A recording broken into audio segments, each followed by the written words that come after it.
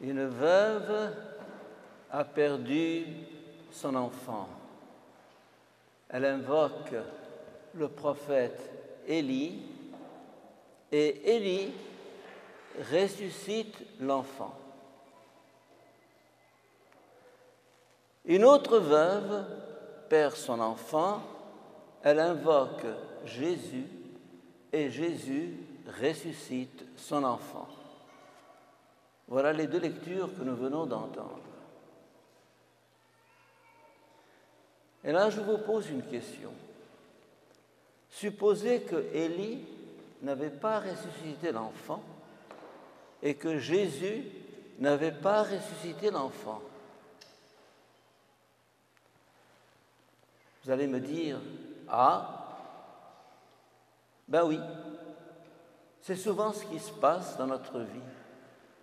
Certaines prières sont exaucées et certaines prières ne sont pas exaucées. Dans le premier cas, Dieu est bon et il est gentil. Et dans le deuxième cas, Dieu est mauvais et il est méchant. N'est-ce pas? C'est clair. C'est le même Dieu. Et pourquoi tantôt il exauce et tantôt il n'exauce pas?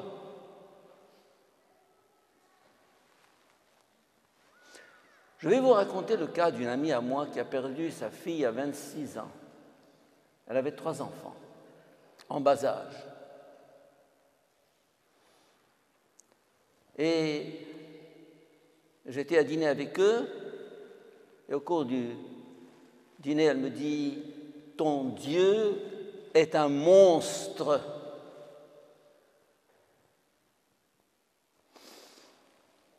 Une femme qui perd sa fille à 26 ans avec 3 enfants en bas âge. Pourtant, c'était une croyante qui allait à l'église, qui avait toute une éducation chrétienne, mais devant ce scandale, elle a craqué. Et jusqu'à présent, c'est à peine si elle m'adresse la parole, parce que moi, je suis le représentant de Dieu. Alors sa colère contre Dieu est un peu une colère contre moi. Que lui dire? Que vous dire à vous? Tant que nous prions et que Dieu exauce, je suis en santé, les affaires vont bien, les enfants grandissent, tout est pour le mieux, no problem. C'est simple, c'est clair, Dieu est bon. Et puis, tout à coup, ma prière n'est pas exaucée. J'ai pourtant prié, allumé des cierges, fait un pèlerinage, invoqué Saint-Antoine et Sainte Rita et tous les saints du paradis et même Saint Jean-Baptiste. Et rien. Dieu se tait, Dieu est sourd. C'est quelquefois le cas dans notre vie. Et j'ai pris l'occasion de ces 2 lectures d'aujourd'hui pour poser la question, une vieille question qui date de l'Ancien Testament qu'on appelle celle du juste souffrant et qui a été évoquée avec qui? Avec Job. Job était un homme de Dieu qui aimait les pauvres, qui aimait les gens, qui faisait du bien, qui priait. Et voilà que tout à coup, Dieu l'éprouve. Sa maison brûle, son bétail brûle, toutes ses affaires sont détruites, puis sa femme et ses enfants. Il est, lui, l'homme riche, l'homme reconnu, il est sur la paille, il est sur le fumier en train de gratter les ulcères de son corps. Et alors il dit à Dieu, pourquoi?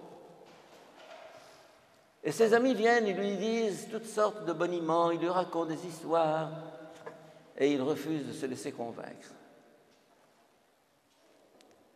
Eh bien, Je pose la question parce qu'il y a deux genres de foi. La foi qui est exaucée, qui est lumière, et la foi qui n'est pas exaucée et qui est ténèbres.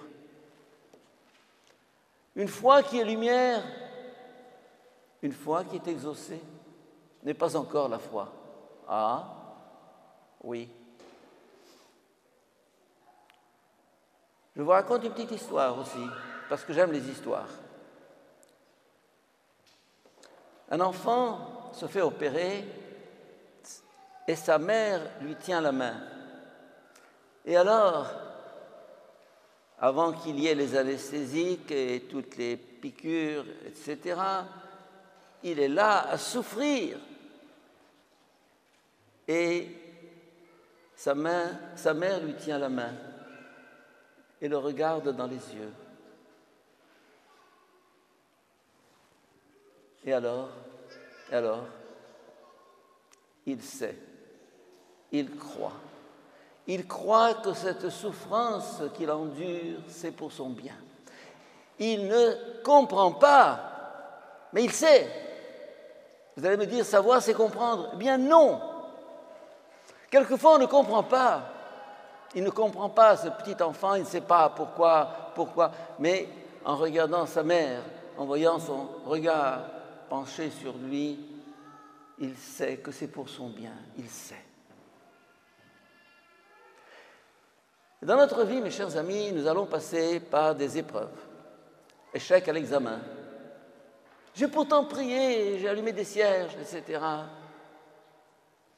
Échec dans une relation. Santé. Problème de santé. Il y a 2 ans, j'ai vécu une année noire. Plus qu'une année même. Tout fichait le camp. Je n'arrivais pas à uriner, mes jambes étaient enflées. Je ne dormais pas, je n'avais pas d'appétit, je passais plusieurs jours sans manger ou presque. Tout foutait le camp. Et je me suis dit, bon, mets un X sur ta vie, c'est fini. Tu as atteint 80 ans, ça suffit. Et je lui dis, au fond, je suis ton boy, si tu veux que je te serve, donne-moi la santé, si je ne veux pas, libre à toi. Et puis, il m'a redonné la santé. Ce n'est pas exactement comme à 20 ans, mais presque. Et maintenant, je suis comme un diable. Je me démène, je vais, je viens, j'ai demandé à Montréal, à ma famille, un programme plein, et ils m'ont exaucé. Et je retrouve un regain de santé. Eh bien, au fond, ça le regarde. Il sait, et moi je ne sais pas. Il sait ce qui est bien. La foi consiste lorsque tout va mal, lorsque tout craque, lorsque tout tombe dans la nuit, lorsque rien ne marche dans ma vie, lorsque je passe par l'épreuve, de regarder son visage et de sentir sa main dans la mienne et me dire, Henri, tu ne sais pas. Moi, je sais. Ça, c'est la foi. La foi commence lorsqu'on ne comprend pas, lorsqu'on ne voit pas, lorsqu'il n'y a pas d'issue. Alors, beaucoup de gens disent, oh, j'ai la foi. Oui, parce que tout va bien, tu es en santé, ta famille prospère, tes affaires aussi. Bon. Mais vienne à passer la main du Seigneur qui éprouve. Et à ce moment-là, il veut savoir jusqu'où va ma foi. D'ailleurs, dans un couple, il y en a un certain nombre ici dans cette église. Tant que c'est la lune de miel, on s'aime, on s'embrasse, c'est la fête, c'est la joie. Combien de temps dure une lune de miel? Hein? 1 mois? 1 an? Ou toute la vie? Vous allez me dire, oh, j'en connais pas beaucoup qui ont vécu une lune de miel toute leur vie. Eh bien, c'est possible. Il y a le témoignage, je ne me rappelle plus la biographie d'un couple qui témoignait à l'âge de, je ne sais plus quel âge, mais qu'ils avaient vécu une passion. Oui, le titre du livre, c'est « Une passion », je me rappelle. C'est rare, mais c'est possible. Ça consiste à croire en l'autre au-delà des crises qu'on traverse. Dans un couple, mes chers amis, il est normal qu'il y ait des crises. Vous connaissez des couples sans crise? Vous connaissez des amitiés sans crise? Eh bien, l'amour, c'est ce qui est capable de dépasser la crise, de dépasser l'épreuve. Et la foi, c'est la même chose. Alors, dans ces deux lectures que nous venons d'entendre, Dieu a exaucé. Ton fils était mort, le voici vivant. Ah, comme tu es gentil, comme tu es bon, mon Dieu. Mais combien de fois la prière n'est pas exaucée? À ce moment-là, on entre dans le tunnel. Mais un tunnel, mes chers amis, a un aboutissement. Il y a la lumière au bout du tunnel. La foi, c'est la certitude que toute ténèbre dans ma vie débouche dans la lumière, que toute épreuve dans ma vie débouche dans l'amour.